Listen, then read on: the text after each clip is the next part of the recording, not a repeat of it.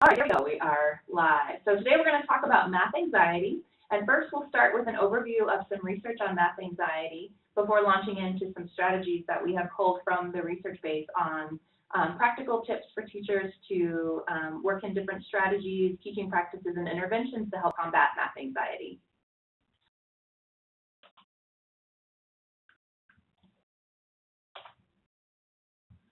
All right, so as an icebreaker for this session, this is one way we might get people kicked off to think about this topic.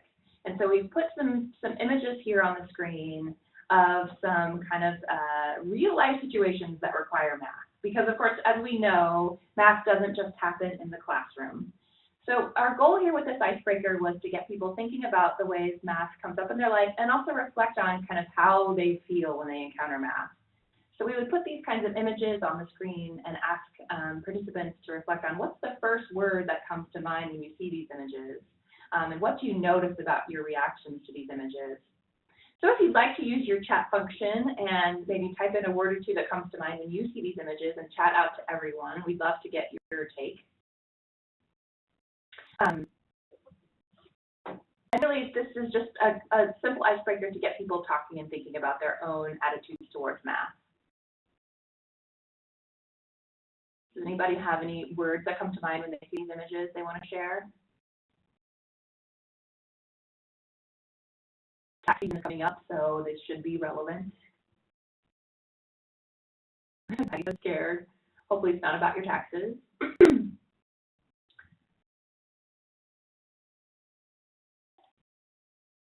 Well, today we're going to talk about and define math anxiety and go through some research about showing how math anxiety impacts academic performance as well as other outcomes.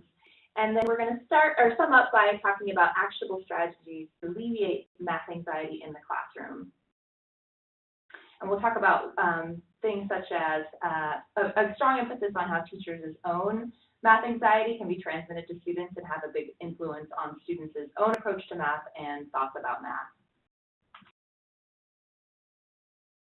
So we start here with a quote from a 10-year-old girl who was asked to write about what her least favorite subject was. And she writes, "Math. I hate math. It makes me feel all wiggly inside. During our testing last year, I thought I was going to throw up when we got to the math part.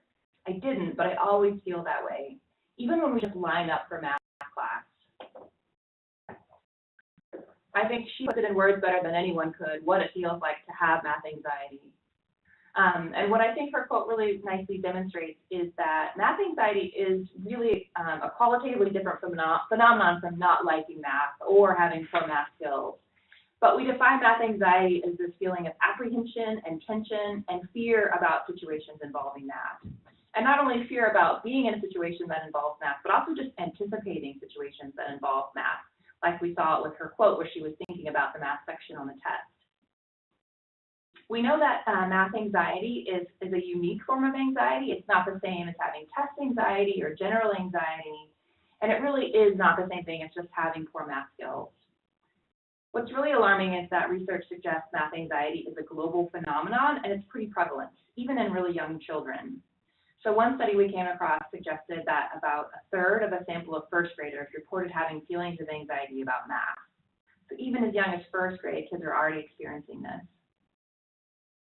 And research shows that math anxiety, particularly in relation to testing, begins in elementary school, but only increases as students get older and accumulate more experiences in math and incorporate or encounter more stressful math situations. You might be wondering how it is researchers measure math anxiety in first graders and young samples. And this image we've placed here on the slide is from a scale that tries to assess math anxiety in young children, where they have to decide how they feel about math on this range of spaces that are reacting to math. So research supports a link between math anxiety and poor performance in math. And we have correlational evidence showing this negative relationship that higher math anxiety is associated with worse math performance. And this relationship has been replicated at all academic levels, from young children in elementary school all the way to college. We also know that the power of math anxiety is specific to math performance. So it's not that math anxiety predicts performance on other tests, like a reading comprehension test, for example. One thing that makes math anxiety really concerning is that it feeds into this negative reciprocal cycle. And what I mean by that is that students who experience math anxiety often end up avoiding math altogether. And this only exacerbates the problem because avoiding math leads to worse preparation, and then worse preparation in turn leads to worse performance, which can just further fuel math anxiety down the road. So you can see how it's really easy to get into this loop and have very few opportunities for increasing math skills and escaping the cycle of math anxiety. This is really concerning, of course, because math avoidance, for instance, not taking math courses, selective math courses in high school, avoiding math in college, this can effectively shut students off from a real host of career paths that are quite lucrative in the STEM fields, the fields that not only drive technological innovation, but also bring economic and public health benefits. And as we discussed before, we know there's a shortage of STEM workers, so this is all the more concerning. So how is it that math anxiety is linked to performance? Well, there's research to suggest that math anxiety might be robbing the brain of some of its cognitive capacity, which is what in turn impacts performance. Because inherent in this concept of math anxiety and the relationship between math anxiety and performance is the implication that someone would be better at math if only they had less anxiety about it. And this is actually supported by a growing body of evidence. What appears to happen here is that math anxiety impacts the amount of working memory people have available. So working memory is the kind of cognitive part of our working brain that allows us to keep several things in mind simultaneously. So think rubbing your tummy while patting your head. To be able to do both those things at once, you need to be able to keep both concepts in mind. And this takes a lot of mental energy. Unfortunately, when the brain is busy spending energy on being anxious and being distracted by those anxious thoughts, we have fewer resources to devote to the task at hand. So now a student has to do two things at once. They have to not only try and solve the math problem, but also be anxious about it. Ironically, we have research to suggest that kids with the highest levels of working memory are also the ones that seem to be impacted the most by math anxiety. And this might be because they are also more likely to rely on complex approaches to solving math problems as opposed to more simple ones. So next, Shannon is going to talk to us about the causes of math anxiety. Thanks, Karen. So let's take a minute to talk about some of the factors that might cause math anxiety. Math anxiety likely stems from interrelated sources that are operating all at once. So students may perceive that their math skills need work, or like Karen just mentioned, some students might be trying to use a lot of higher order approaches instead of simpler ones, while other students just haven't learned some of the fundamental building blocks in the early years that would help them scaffold up to the more difficult tasks. And very important for our discussion today, students pick up subtle and not so subtle cues from their environments that convey negative messages about math, that it should be feared or that only certain types of people are good at it, those types of messages from the environment. Math anxiety in adults can spread to children. And in casual conversation, like we've talked about before, you're far more likely to hear someone say, "I'm not a math person," than something like, "I'm not a reader." And this kind of negativity about math can be contagious. A study found that parents with high anxiety had children who learned less math and were more math anxious. And sadly, this was even worse for children with math anxious parents who helped them with their homework. And of course, teacher attitudes about math matter a lot. Another study found that higher math anxiety among female elementary school teachers was related to lower math achievement among their female students at the end of the year. And I want to stress the end of the year part because the relationship between the teacher's math anxiety and the student's math anxiety wasn't there at the beginning of the year. So throughout the course of that year, there was some kind of contagion process in which female students picked up that negative math attitude from their teacher. And the more anxious teachers are about math, the more likely girls are to believe the stereotype that boys are good at math and girls are good at reading. This transmission of negative messages about math can be especially harmful to girls and to students of color. Math here is different from other domains because as a society, we tend to have these very strong stereotypes about who belongs in this field. And these stereotypes that our society holds about math make it likely that some students, girls and students of color in particular, are most likely to question their belonging in this domain. And research suggests that this starts very early. Children tend to adopt the pervasive stereotypes of their culture at a surprisingly young age. So for example, children may show evidence of automatic associations like math equals boys before they even more explicitly endorse that stereotype. Children's stereotypes then go on to influence their academic attitudes and performance, which is known as stereotype threat. Math anxiety and stereotype threat likely share a common mechanism in that they both consume working memory. So that image of the robber stealing the brain is an example of an individual who might be experiencing stereotype threat, who spends way too much energy ruminating on it, processing those negative thoughts, and that temporarily reduces the amount of working memory in the brain that could be devoted to task performance. Or like Patty, who said she was scared of the task forms. You don't want to be wasting energy being scared. You want to be devoting that energy to making sure that you're entering all that information correctly on your taxes.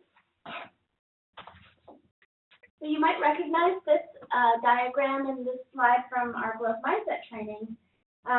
And it's applicable here as well, that many factors influence gender gaps in STEM. The gender difference in young students' interest and motivation in STEM is a major contributor to later disparities in majors and in careers in this field. And again, Master and Melsoff were the scholars who hypothesized that these two types of stereotypes are intertwined. There's this cultural fit stereotype, or the belief that math is for boys, and there's this ability stereotype, which is the belief that boys simply innately have more ability to do STEM problem solving than girls. And new research establishes that these two stereotypes begin to influence girls' self-concepts, interests, and motivations as early as elementary school, and they continue to do so throughout the older grades. But the good news is, although these cultural stereotypes contribute to educational inequities, educators and policymakers can have a big impact, and together can help reduce stereotyping and boost interest in STEM among girls and students of color worldwide. So, this is an example of a question that at this point you could use with teachers to start a little discussion activity. The questions are, when you were growing up, in what ways did adult math attitudes and experiences affect your relationship with math? And another discussion question would be, if you experience math anxiety, what strategies have you found useful in helping you overcome and work through it? So let's just take a minute and look at this second question, because after this we're going to be switching gears and talking about strategies. So we're just curious to know, are there any strategies that you have found useful in helping you overcome or work through your own math anxiety, or that you've heard about from teachers that you work with? So if anyone wants to use the chat feature and just throw out a couple of ideas, we'd love to hear them. Hopefully people don't have chat anxiety.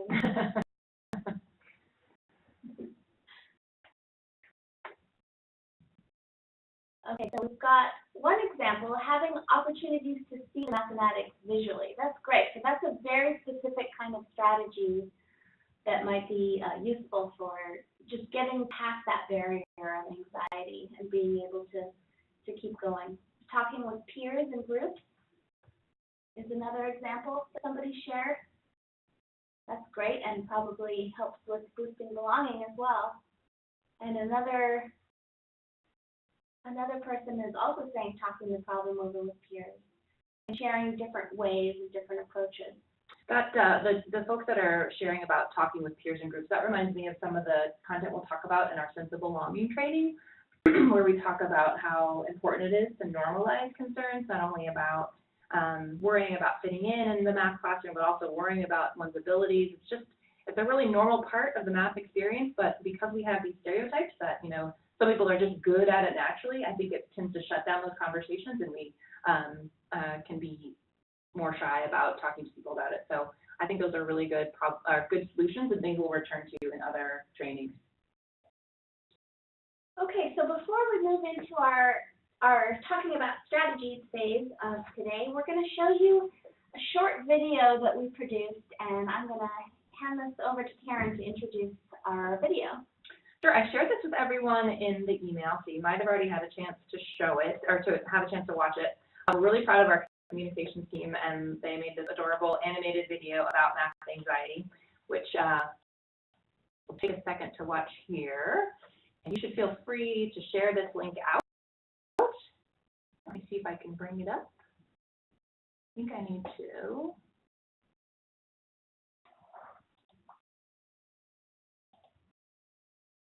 All right.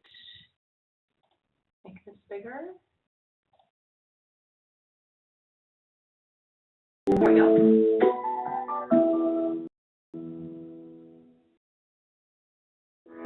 Have you ever heard someone say, "I'm just not a math person"?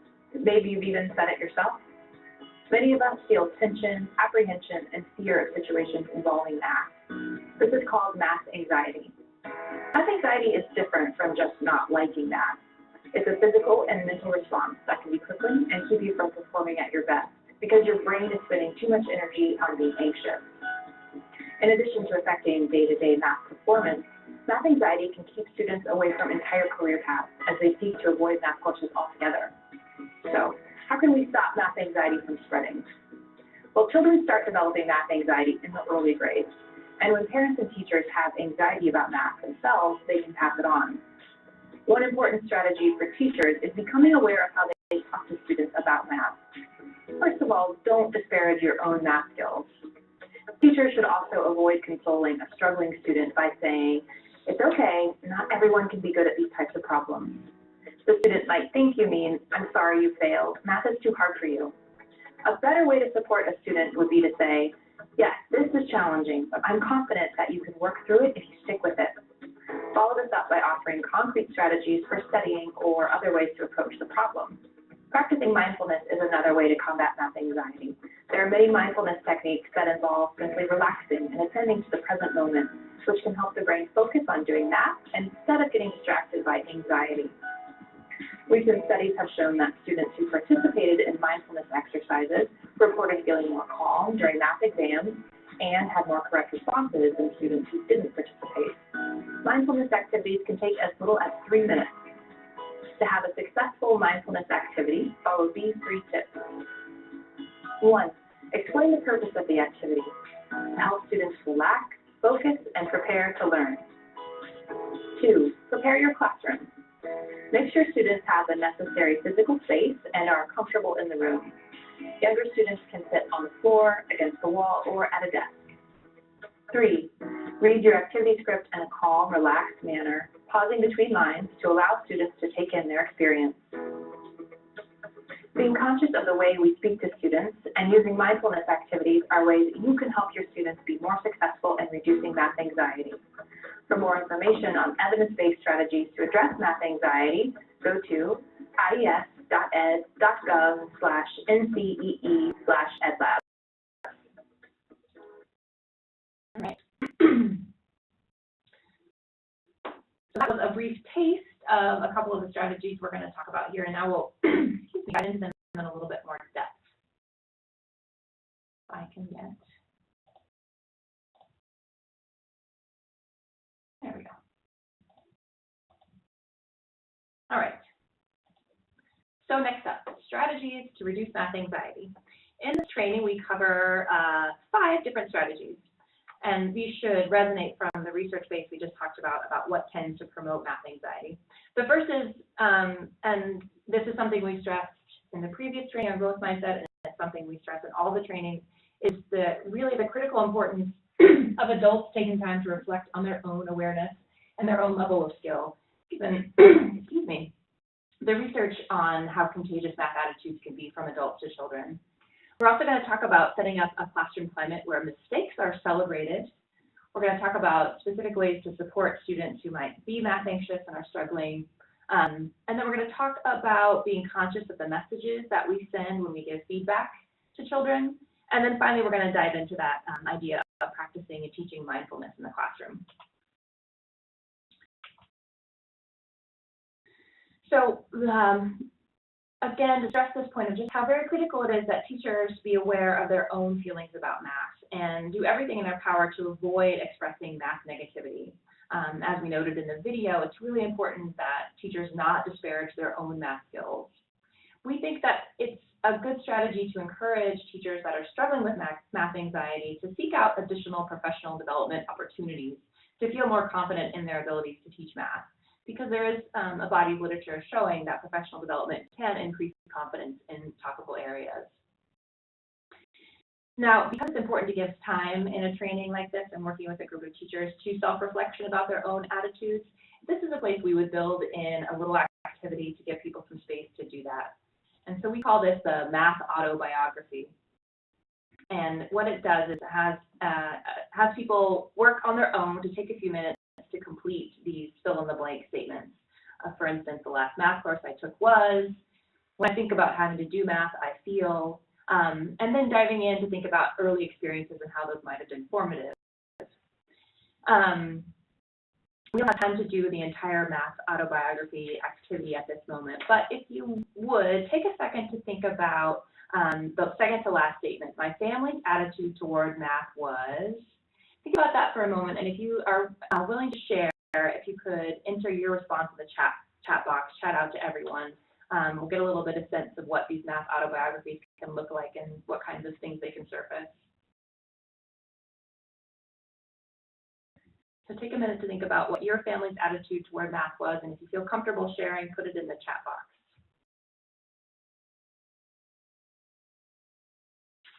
How about you, Shannon? What was your family's math attitude?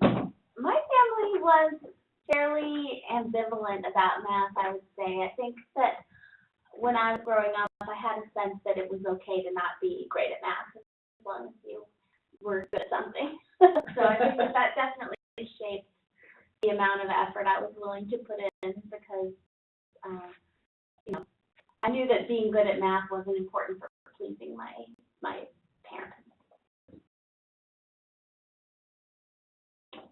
So Becky's sharing that her family, she had her dad's math brain, underlining that idea that some people are just innately talented.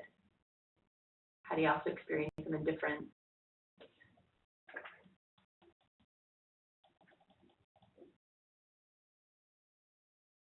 Important part of school for Andy's family. I think my family was like yours, Shannon. We are from a really rural part of central Missouri where academics just aren't that important in general. So I remember winning a math award maybe in like 7th grade, and my parents just really probably couldn't have cared less. Like, if this isn't going to help you be a good Midwestern farm wife, then I don't see what the point is.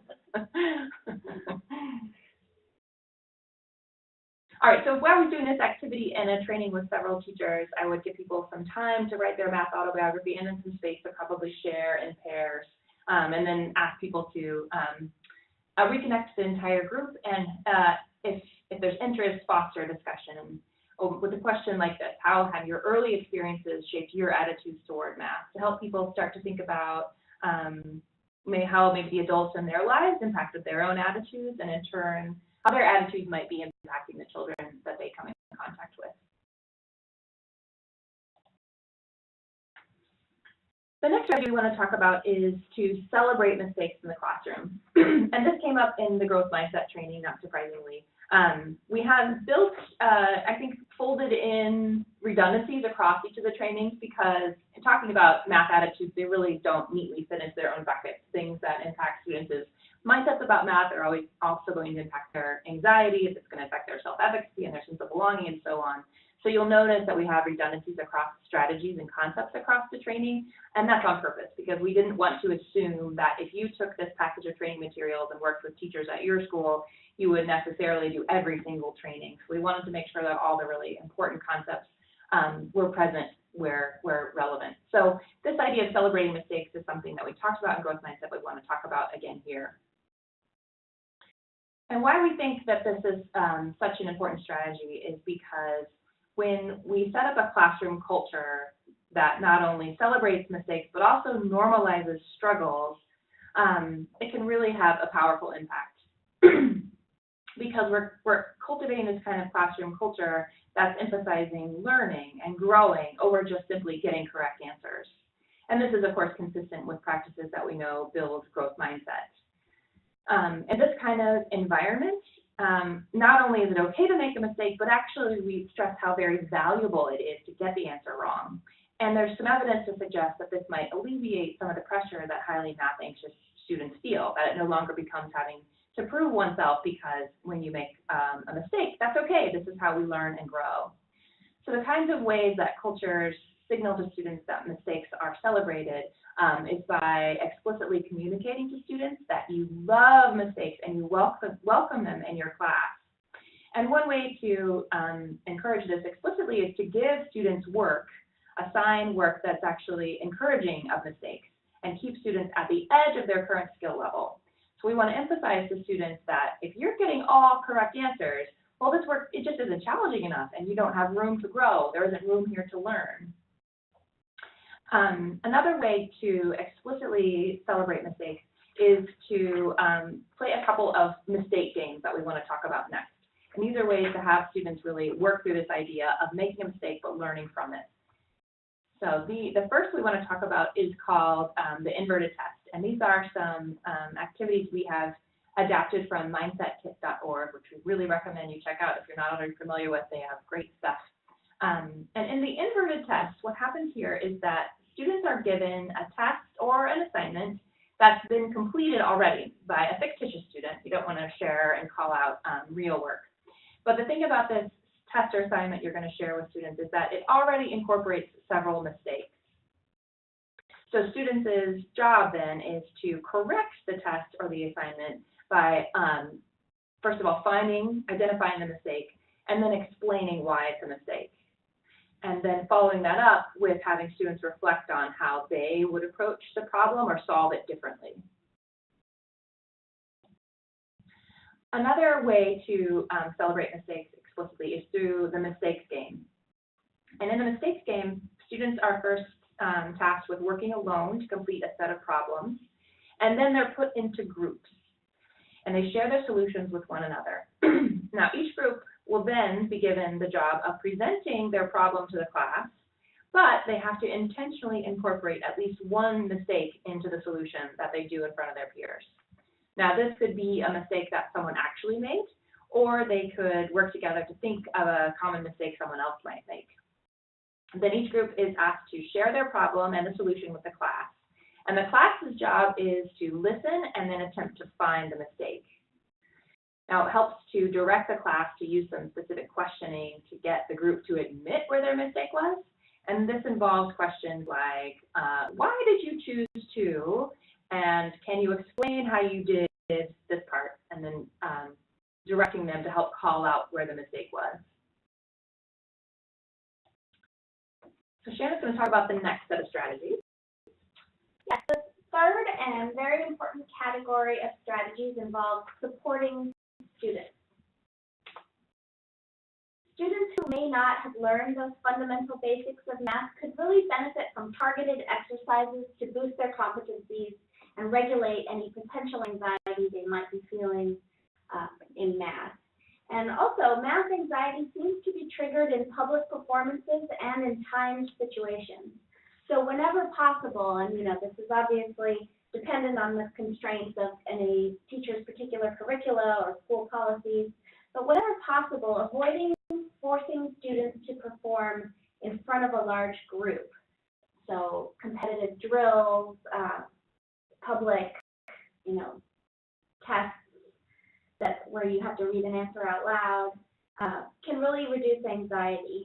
And having students perform math under time pressure can create anxiety in students. So whenever possible, offer an untimed option for an assessment and avoid this sort of public performance of math that might make some students feel anxious. Being conscious of messages is involves being careful of how you speak to both students who are struggling in math and also students who are doing well in math, which is often easy to overlook, but those students are just as susceptible to messages that might be demotivating as the students who are struggling are. For struggling students, consolation sends a message that validates that student's opinion that they're not good at math. So saying, not everyone is good at this kind of problem, or, don't worry, I was never good at math, validates the student's feeling that they are just innately not good at it and never will be. And a better message would be, this is challenging, but I know that if you stick with it, you can do it. And it's important to note here that this inclination to want to console a student who is struggling is totally natural and is a very empathetic response to a young person in need. So it definitely takes effort for a teacher to step back and ask yourself if you're really sending a message that's going to end up demotivating those very students that you're trying to help. So I want to go through an activity that you can do with teachers that will give them an opportunity to review some of these common adult responses to children's math-related struggles and successes, and to think of more empowering and confidence-boosting alternatives to these messages. So if you were to do this activity with teachers, note that this first set of statements are examples of what parents or teachers might say to a child who's saying that he or she doesn't understand a math problem. So first, ask the teachers to consider whether these statements might inadvertently transmit any disempowering messages. And next, you could have teachers discuss these messages with someone at their table or perhaps an elbow partner, and see what they think students might actually hear when a parent or a teacher uses statements like this. So the statements here are, it's okay, not everyone can be good at this kind of problem. You just need to try harder, or don't worry about it, I'm not good at math either. And then after a few minutes of allowing teachers to have a discussion, you would display this next slide and help to elicit these messages that demonstrate what students might actually hear when they hear these words. So if a student hears, it's okay, not everyone can be good at this kind of problem, the message behind that might be something like, I'm not good at this, I never will be. Or if you tell a student that you just need to try harder, that student might hear, I did try hard and I still don't get it, I'm just not cut out for this. And lastly, this message might be, well, that teacher never improved at math, so why would I? I won't either. And then, importantly, a third component of this activity would be then giving teachers an opportunity to revise these messages, suggest some ways that these statements could be changed that would support students better and help to reduce their math anxiety. And you can ask for a couple of volunteers to share their suggestions with the larger group. And then you can do it again with these second set of messages, and these are messages that you might hear a parent or teacher say to someone who is succeeding at math or doing really well. And again, you repeat this process of how might a student interpret these messages. So if someone says, oh, I'm sure you'll remember this from last year, a student might actually hear, well, I don't remember, so does that mean I'm actually dumb? Or I guess I'm not that smart because the teacher thinks this will be easy for me, but it's actually not. Or this teacher thinks the assignment shouldn't take me very long, so if it does take me a while, does that mean that I'm bad at this after all? And then again, give the teachers an opportunity to revise these messages and come up with something a bit more empowering. And if time allows, prompt them to share some additional examples of messaging that they might have observed in their work as students or working with each other, working with coaches and teachers. So that's a little messaging activity that you might find useful to try out with your teachers. So finally, let's talk about mindfulness. And despite what you saw in our little video, mindfulness doesn't actually involve students levitating in their seats, although that would be very cool. But rather it's a way to combat students' anxiety by encouraging them to focus their awareness on the present moment without judgment, to calmly acknowledge and accept their feelings and thoughts and the sensations that they might have in their bodies.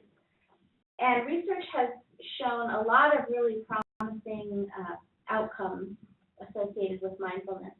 Practicing mindfulness in the classroom benefits both students and teachers. For students, mindfulness can improve self-regulation, emotional competence, academic skills, self-esteem, mood, and stress levels. And it seems to help students so much because it reduces that emotional response to anxiety-producing testing situations. And again, helps free up some of that precious working memory in the brain that can be redirected towards performance. And it helps teachers because it helps improve classroom management and relationships with students. And it has been shown to increase teachers' feelings of well-being and efficacy. So some examples of mindfulness in the classroom could be that teachers can implement a quiet time for students to engage in a group meditation practice. And this doesn't have to take a long time, and it's a proven way to help reduce math anxiety. And it's easily accessible to young children. And you can also do it as a focused breathing exercise in which deep breaths are drawn into the abdomen. Deep breathing, again, is quick and simple. It involves minimal resources or disruption, and it can be done in just a couple of minutes before a test or another sort of evaluative math task or assessment. And experimental studies have shown that when highly math-anxious students did a focused breathing intervention right before a stressful math performance situation, they performed better.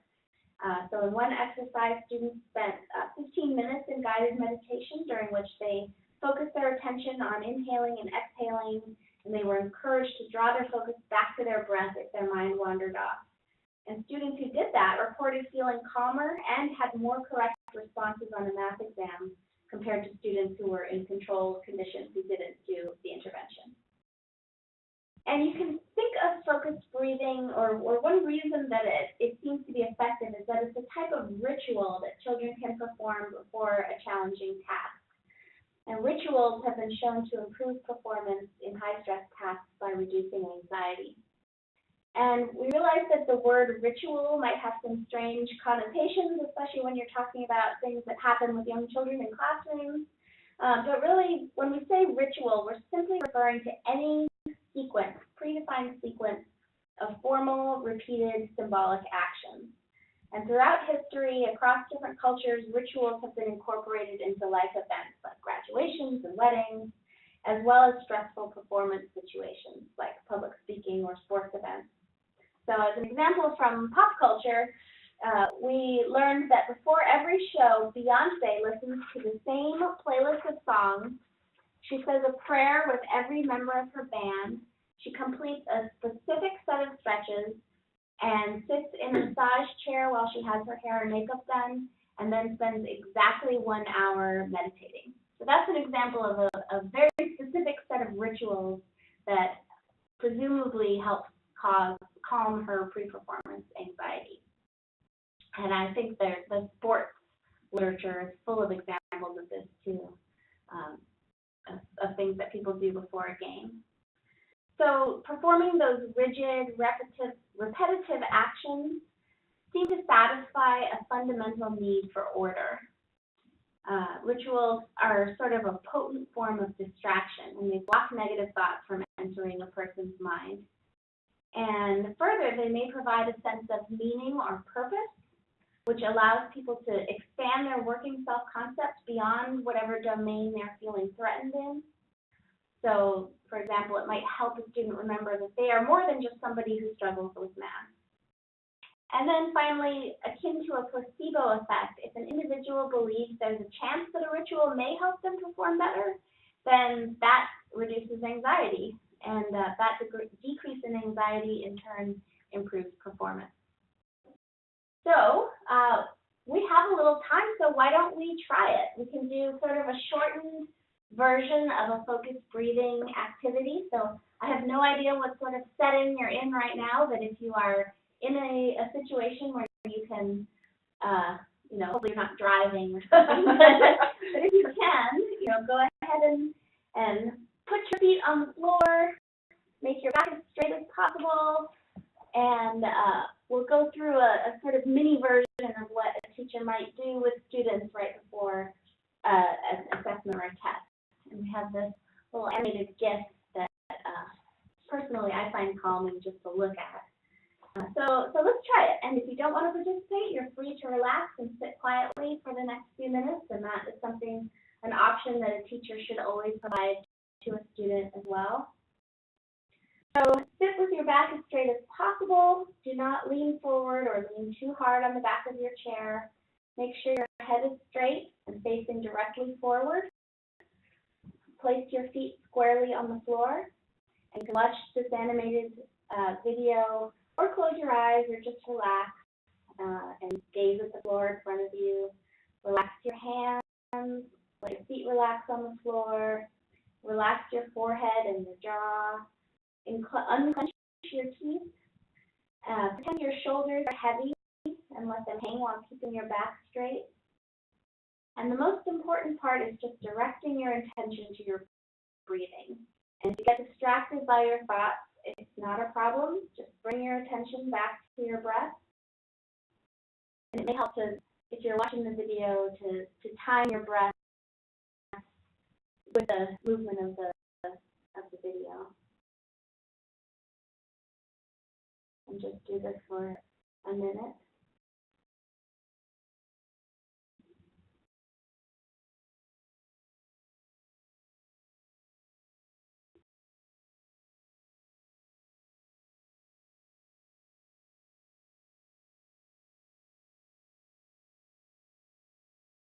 Okay, and when you're ready, come on back to the room.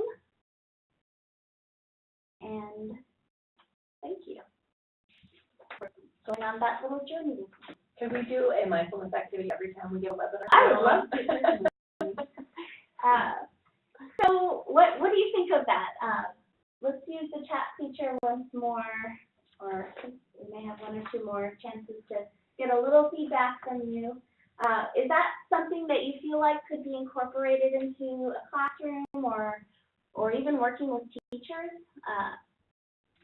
Are there other calming or mindfulness techniques that you have used or seen used that might be helpful for easing math anxiety? We'd love to hear what you think of that little exercise and its feasibility for incorporating it into a classroom. So if you use your chat feature, you can just share out a little brief response.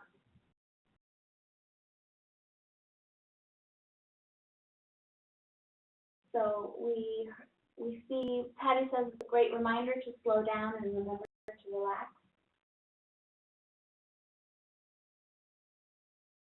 And Becky's sharing there's an app called Settle Your Glitter that students can watch. I think I've heard of that.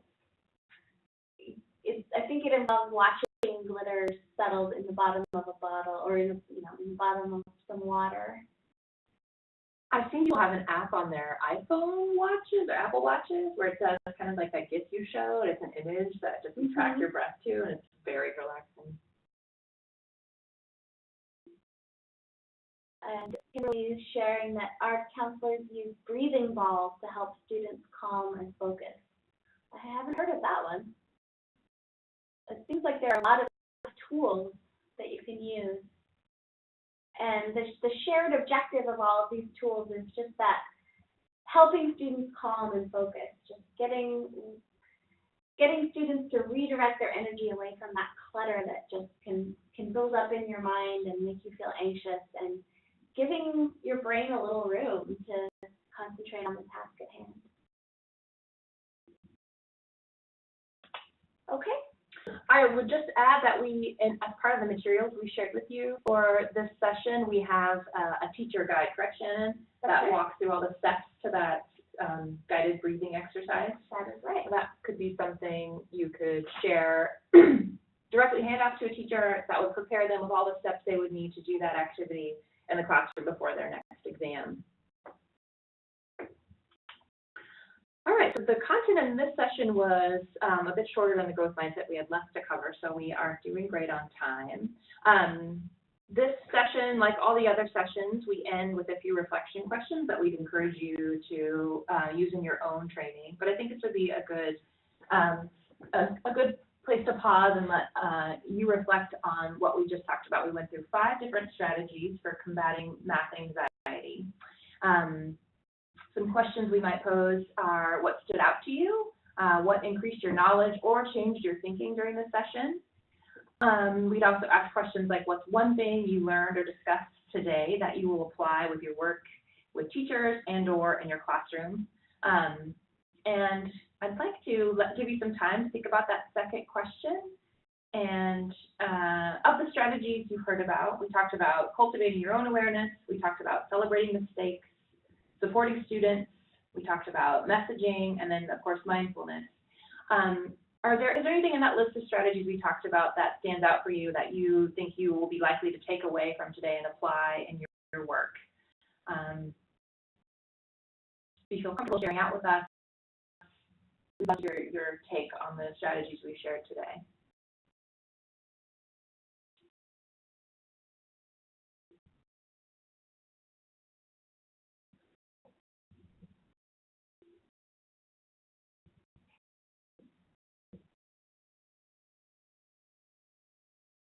Shannon, I think we put everyone in a meditative state. I think so. Maybe we should start with that one. Well, there will be chances to share feedback in other forums. Patty says the research on math anxiety, good. I'm glad that that's something that teachers might benefit from learning. No, we were at the growth mindset webinar, but as with last time, I will be sending out a really short feedback survey. Those of you that were at the in-person session, you completed this paper in pencil, but it's very important to us to get your feedback on these trainings. We will be taking that feedback and improving the materials. We really want to iterate on them and make them as useful to you as possible. So if you have the 5 minutes to complete that feedback survey after you receive it and give us your input, we would welcome that. At each session, I've been sharing out with you the original version of the materials, but we are keeping copious notes of what worked for us as we actually presented and what we hear from you about your take on the materials, and we are improving them as we go. So we will be, at the end of this project, sharing with you the revised materials that we have changed a little bit. So I'm sure if you were following along today in the facilitator guide I shared with you, or the PowerPoint slide, you might have noticed we switched a few things around. We just are being really conscious of what's going to work best for you in the classroom. So your feedback is welcome, and we hope that you will take the time to share it with us. And Lauren and I are looking forward to getting back on the road and coming up to see you again in just a few weeks for our belonging session. Yes, we are a few weeks out from the Sense of Belonging training. We will send you some information, specifics on the timing and location of each of those meetings. Just like with the previous session, if you aren't able to make it, that's okay. We'll have a makeup webinar, and that webinar will be recorded, and I will share all those out eventually. So all of these resources will be available to you in one form or another. We've got a couple more bits of feedback about what we've talked about today. I'm glad to hear someone is thinking of using the breathing exercises before meetings. I think that this can be very effective with adults as well as young people. And someone else is talking about, again, how teachers' attitudes about the subject really has an effect on how students react. That's a theme that I think is going to be coming up a lot across these trainings, is that how adults perceive and express their math attitudes is critical for shaping math attitudes in students.